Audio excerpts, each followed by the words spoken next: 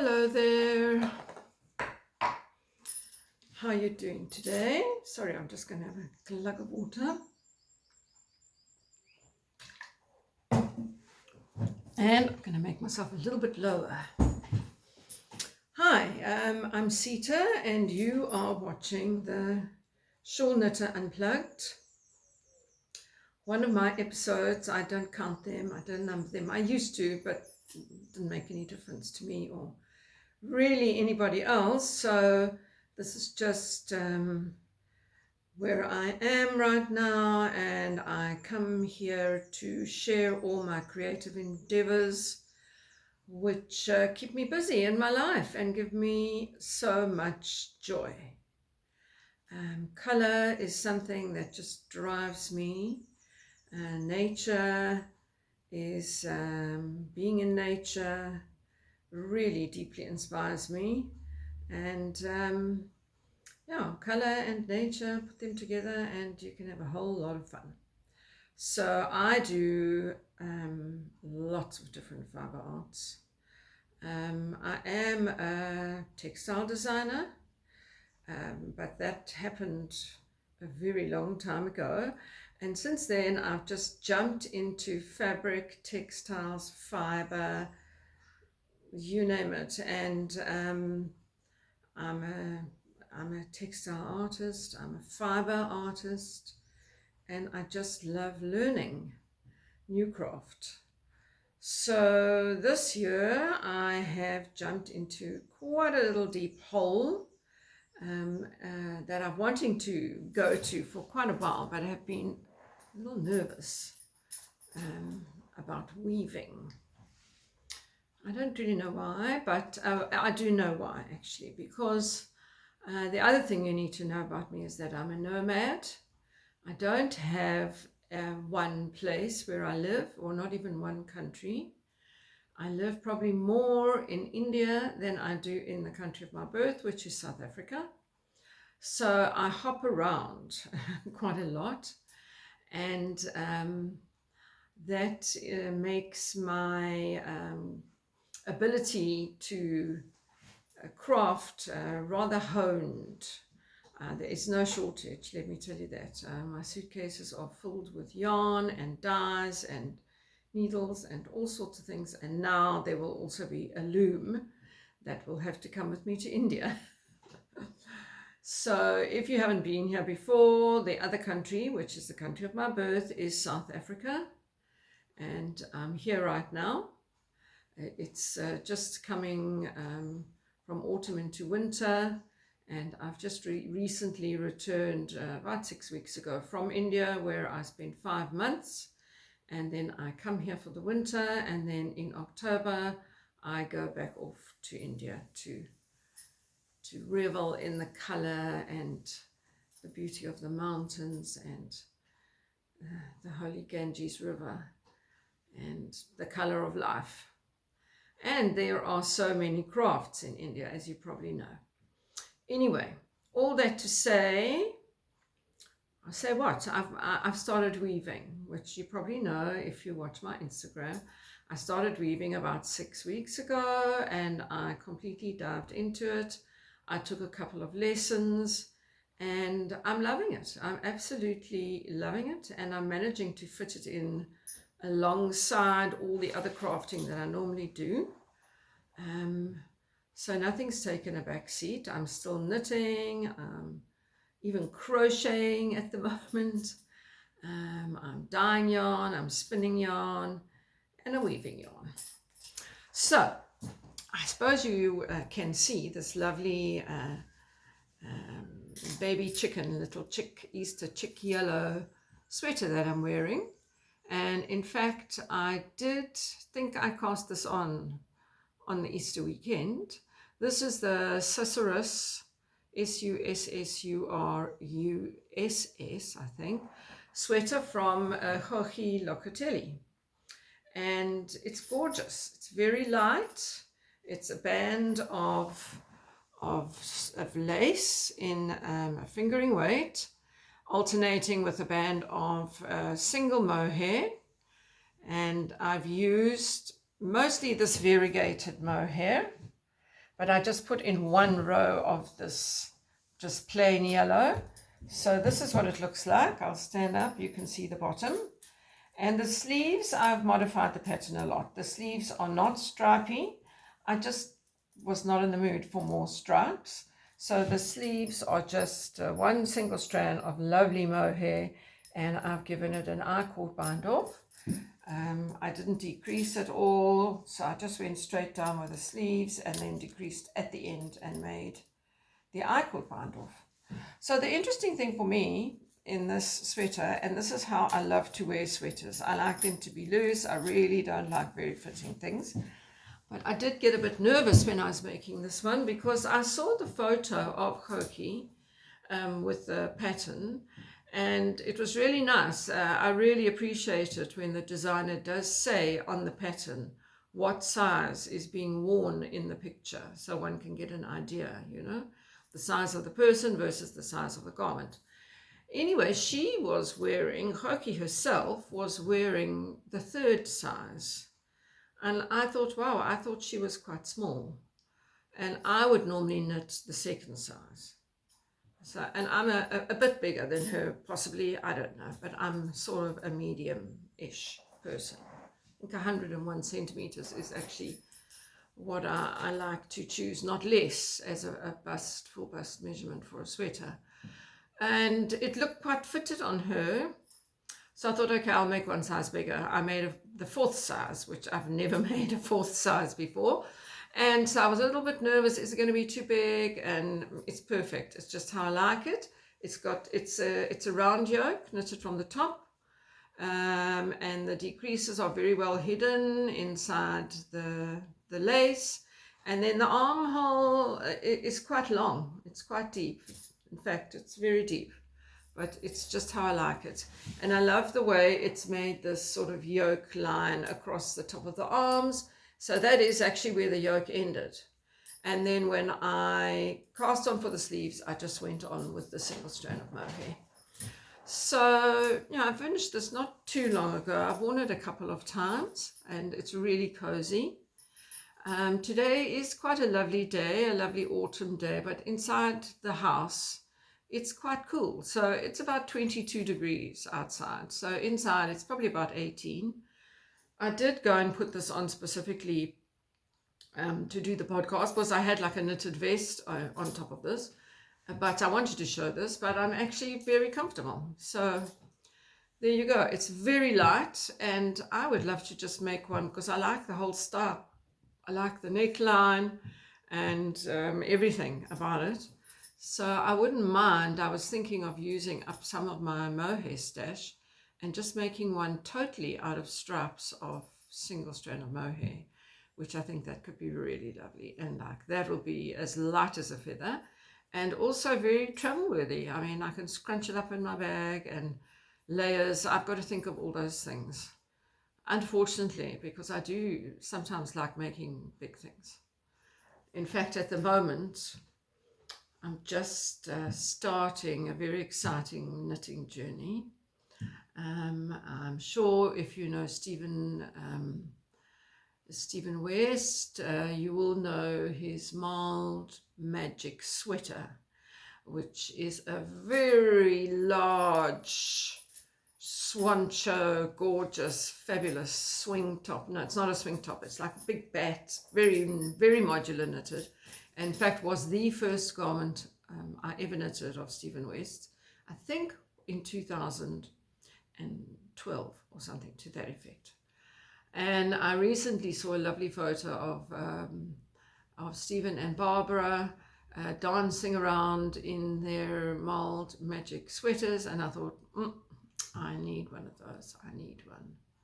So I've started that. That's quite a big garment, but it's also light, so let's hope that it's fine. Anyway, I'm not showing that today because I've just started it, and I'll show you that next time.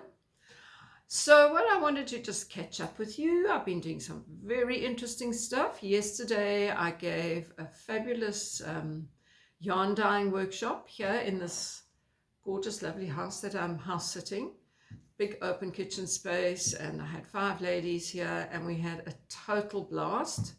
Did lots of gorgeous dyeing, and I started off by just demonstrating a speckled variegated style, and in fact I was copying a yarn that I'd done the day before as a practice, as it were, just to see if I could still do it. I haven't dyed yarn for ages. So I had the skein that I dyed, and it was like multi baths, you know, background, low immersion, speckles, or this, that, and the next thing. Anyway, I love it. And so I jumped in and I said, okay, I'm going to demonstrate how I made this yarn, and I made another one. And it came out absolutely perfect. The first one, unfortunately, I have already skeined, so you won't be able to see it. But this is the one that I dyed as the first demonstration. It's got lots of lovely black speckles, and it's sort of wheaty, yellow, orangey background with a hot pink and some red and black and purple and gorgeous. I love those big splashes of black. Anyway, this is going into my mild magic sweater of Stevens. So that's where the other one is. Look how gorgeous it is. Stunning. I think the light's not too bad in here. I put on every light in these two rooms, which is quite a lot. So that's what we did yesterday, and everybody just took to it. They couldn't believe it, how easy it was and how it all works and the magic of it. So that was great fun, and I think there'll be another one pretty soon. Something very interesting is going on with me at the moment. I'm not quite sure what it is. It's that my whole color palette is kind of shifting, and I find it so interesting, actually. Not only with my craft, but actually last weekend there was a wonderful outdoor market here, and I went along with a friend, and I was really not expecting anything, and it was absolutely fantastic. There were some wonderful vendors. It wasn't a yarn market at all. Lots of gorgeous food and clothing and vintage clothes and lovely drinks and oh gosh, everything, crafts, pottery, you name it. There was lots of lovely stuff. And I bought this incredible jumpsuit.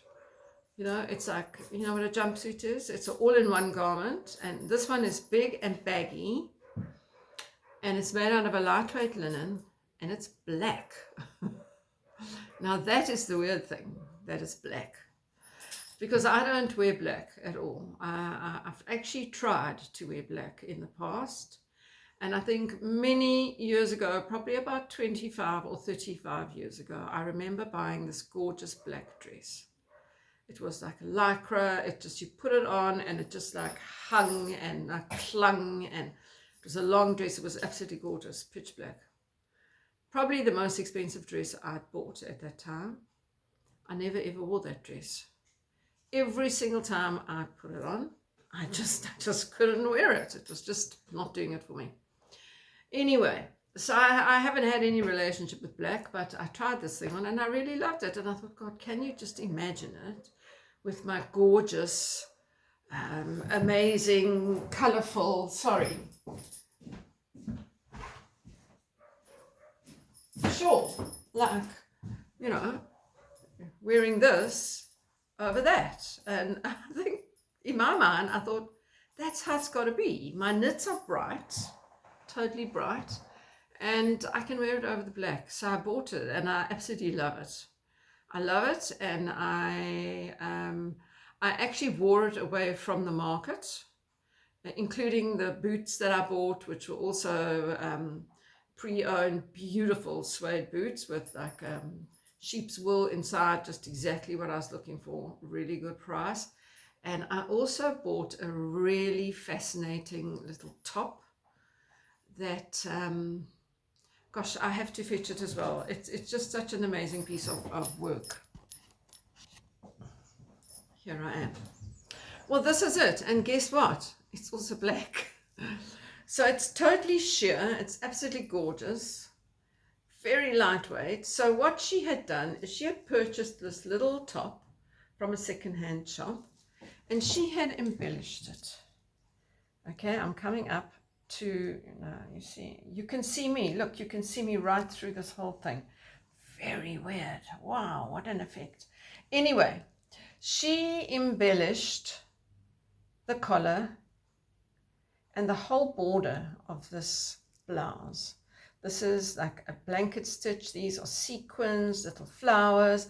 And then she got these plastic doll's eyes or toy's eyes, and she lined them all the way down, and she actually used them as the buttons. I mean, isn't this just so beautiful? I couldn't resist it. I just thought, God, this girl has got so much talent and made this, store-bought little blouse into something absolutely wonderful.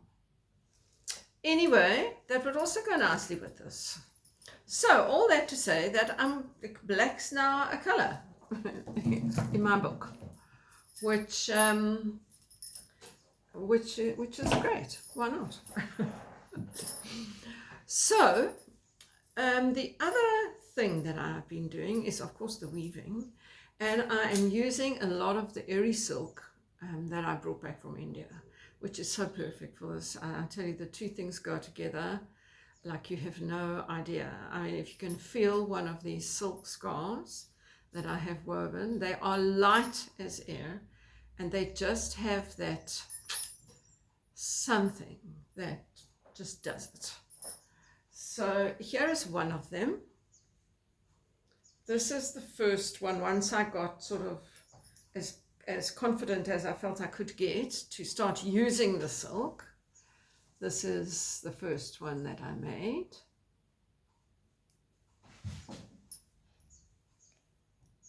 And I'm sure you can see the texture. This is all Eri silk. I even used some of the cocoons, the fiber of the cocoons. I don't know if you can see, you probably can't.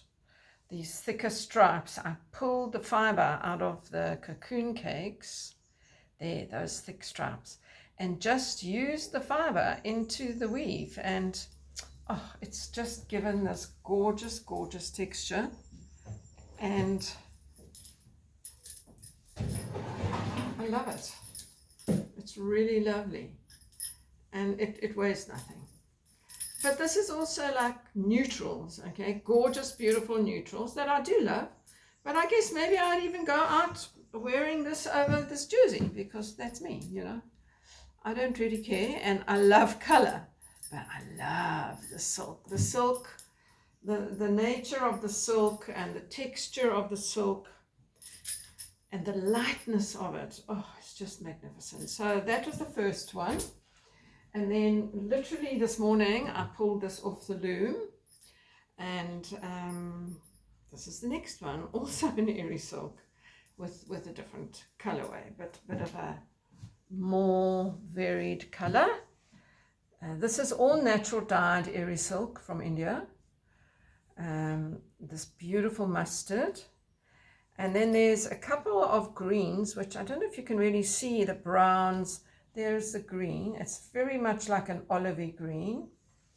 And yeah, I'm learning how to play with different color warps and, stripes at the same time. So the warp is actually the threads that run through the length of the weaving, and the weft is how you make the fabric. So you push through the yarns and you pull it down and you pack it up together and you make the textile. So I've used a combination of whatever I've used in the warp, I've also used in the weft, so that it all really blends. Sometimes it makes like a variegated color, can't really see it there though, of green and yellow, and sometimes it's green and cream, and those little cream stripes going across the dark green, and this amazing textured weave stitch. I love it. It's totally my jam. Anyway, I am weaving on a knitter's loom, okay? And that is a rigid heddle loom that folds and can be carried around, hence the name, the knitter's loom, because it's like you're knitting a apparently. You can take it around with you. So, let me sit down so you can actually see my face a little bit. That is what I'm working on, and right in the beginning of the video, I don't know if you could see, I've just warped up the loom again, and I'm going to be working on a black and white piece, which I'm very, very interested in, very excited to get into. I'll try to move the chair without making too much noise.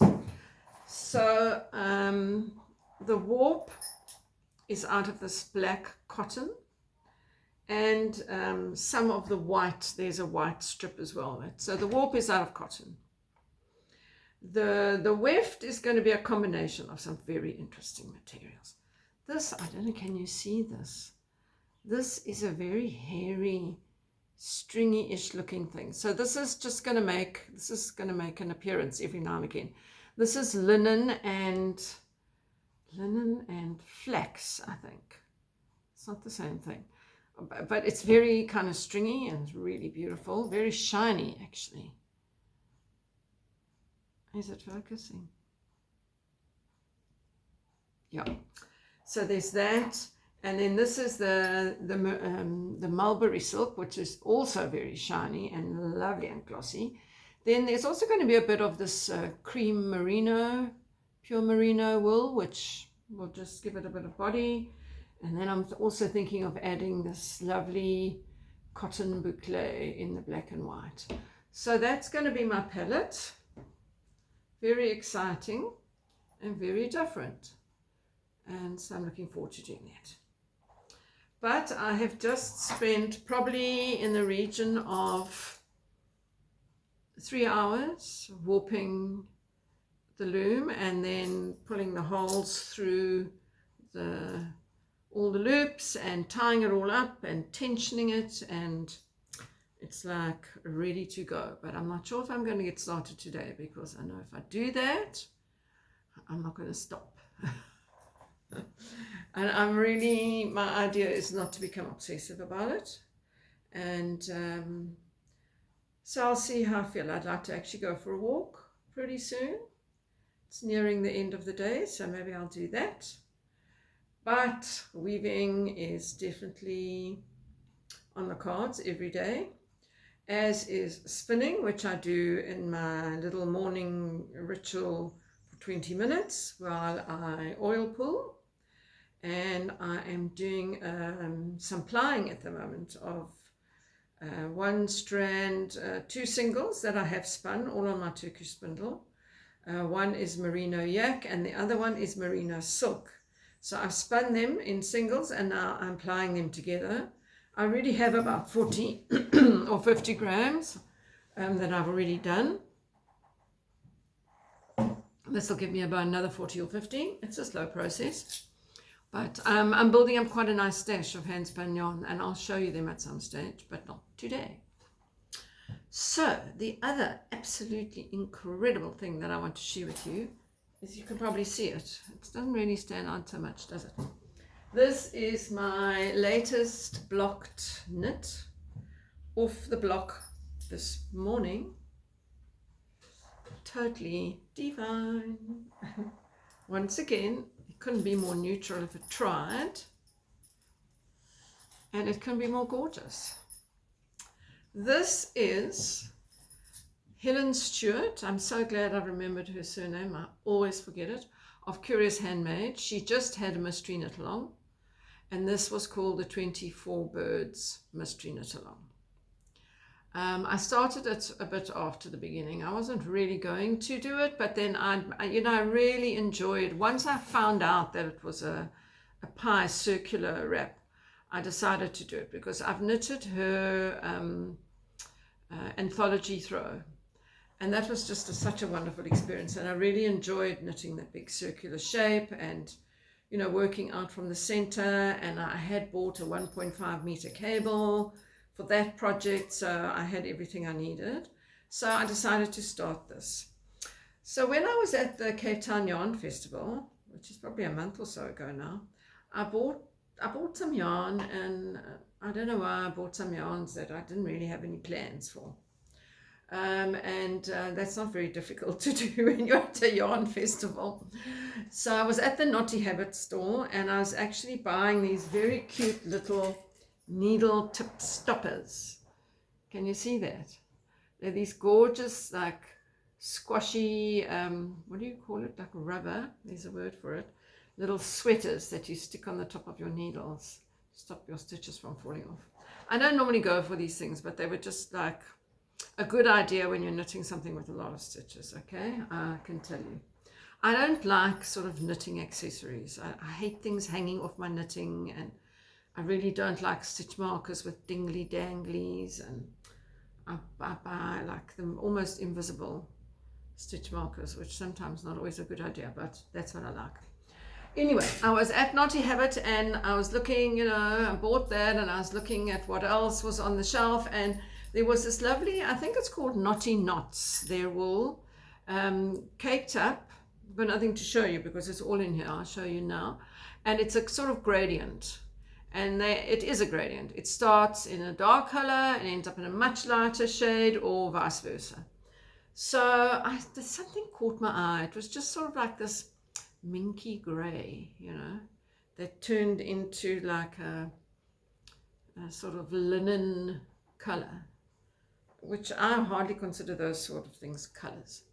So this is the first ball, okay, I used. So this is the ball. It starts with that. Then I went to the end of the ball, and I did a bit of management. I just took out a couple of rows because I wanted a light stripe. But then I just let the ball just do its own thing, and this is how it went, okay? Lighter to an absolutely lovely light grey, and then I finished it. Then I had a couple of skeins of this really fascinating yarn called Hot Cross Bun from, can you see it? It's got speckles in it. It's light brown and dark brown and light grey and very nothing, but I liked it. Anyway, I had ordered it, so I had it. So I put it in the middle, which was just perfectly enough. For probably about 20 rows, and then I went back to the next ball of Naughty Habit knots, and I started with the light section, and that luckily enough fell over this very beautiful lace section. And then I came in again a little bit with the Eldert Yarns Hot Cross Buns, and then for the border, which is a lovely chevron, I went back again to the Naughty Habit, and I ended it off in a dark color. I did do one light gray row towards the end because I was really scared that I wasn't going to make it. I think I had like 2 grams left by the end, so I did make it, and it is light as a feather. I mean, look at this lace. It's so beautiful. I mean, I put it on my Instagram. I can't get enough of it. I can't believe it. It looks like some antique piece of beauty in my mind, and I am definitely going to wear it one way or another. It's just lovely. It's so lovely. It looks like my grandmother could have made it, as opposed to me, because I mean, I don't know, I would have made this out of orange and pink and, you know, all the rest, but this is what I did, and I love it.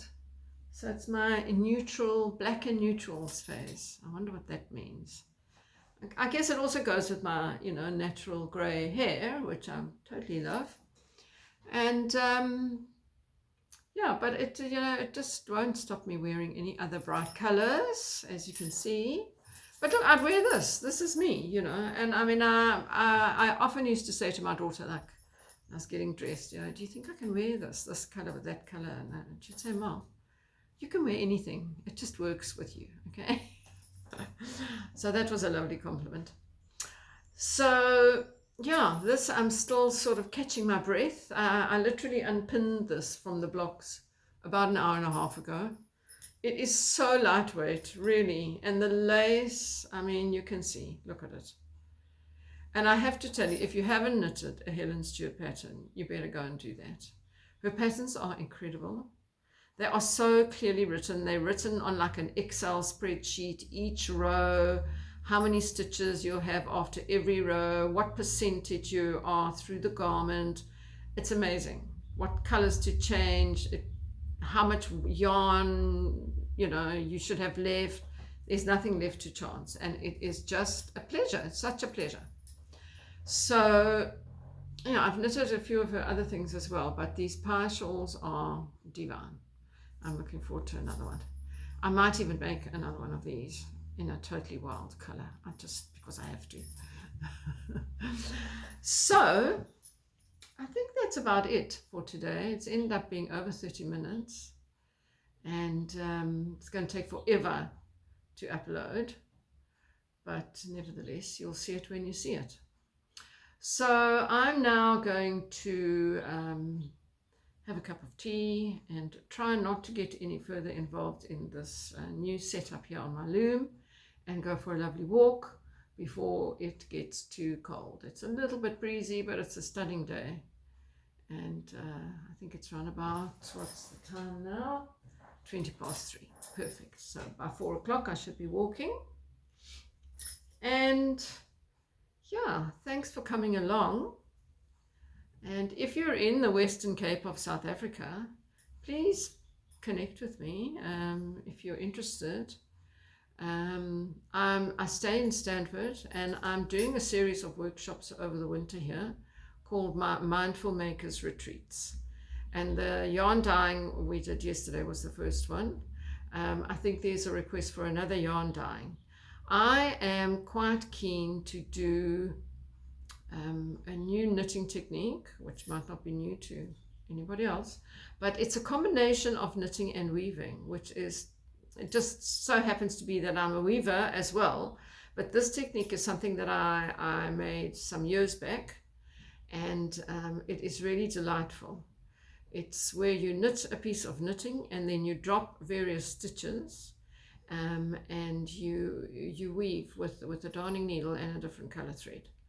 So that is going to be fun. I do have a WhatsApp group on which I have posted about this particular workshop with some photographs. So if you would like to see that, go to my tribal bling on Instagram and send me a DM, and I'll give you my WhatsApp.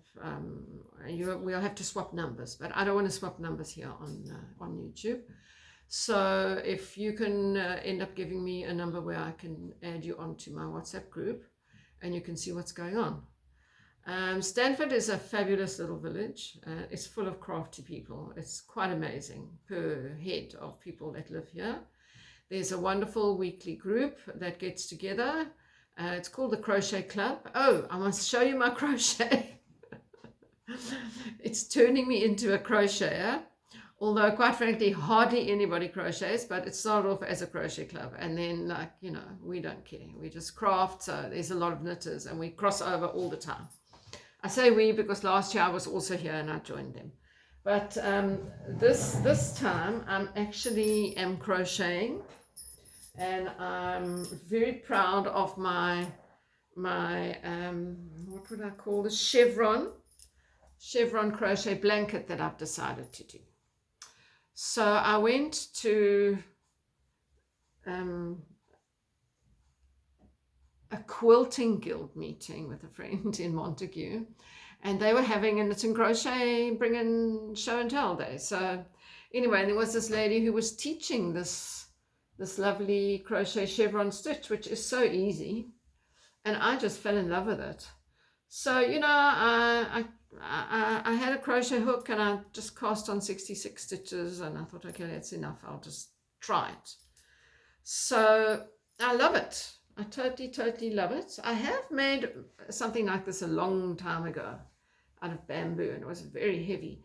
But anyway, I have decided that this is going to be the first strip of 5 or maybe 6 strips of a blanket that I'm busy making with all my scraps, all chevrons. This is the piece I'm working on now. And look at this. Before you block it, it doesn't want to give up its form. It's this long, skinny, ribby looking thing. But once you block it, it opens out gorgeously. and I'm using different scraps that I'm digging out of my crates. And yeah, I love to do a little bit of this every day. It just gives me so much joy. Anyway, I'm not sure if it's possible for me to do anything else, anything besides this now. But my life in Stanford is time for me. And, you know, that's what I love about the way that I live. I'm very, very busy when I'm traveling. I take tours, and I'm actively involved in life in India. In South Africa, it's more my space to gather my strength and be with my daughter and my granddaughter and just take time for myself. And so that means just doing more things than ever, all the creative things.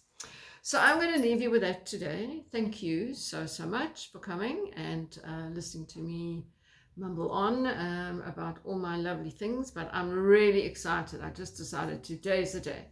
You know, I just got it. I just got this piece off the loom, and I just blocked this gorgeous circular wrap, and yeah, wear my lovely yellow Easter jersey. And I was just in the mood to connect. Anyway, it's Mother's Day, I think in most of the world, but not all of the world. So it is Mother's Day today. It's Sunday. And I'm just wishing all mothers a fabulous day. It's not any different to me. I'm doing what I usually do. And that's good enough. So thanks a lot. Have fun. And I guess most of you watching this will probably be going into spring and summer. Enjoy it. Enjoy your sunshine. I just love these in-between seasons, and winter is good for me.